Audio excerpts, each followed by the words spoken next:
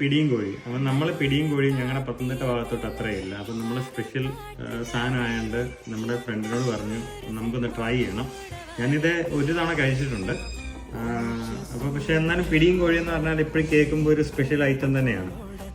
അപ്പം ഇന്നത്തെ ദിവസം അത് ട്രൈ ചെയ്യാൻ പോവാണ്. നമ്മുടെ മെൽബിയുടെ വകയാണ് സ്പെഷ്യൽ. അപ്പം രാവിലെ മെസ്സേജ് അയച്ചു, വൈകിട്ട് പിടിയും കോഴിയും കഴിച്ചേക്കാം, ഞങ്ങളിങ്ങനെ പോകുന്നു. പിന്നെ നമുക്കൊന്നും നോക്കാനില്ലല്ലോ.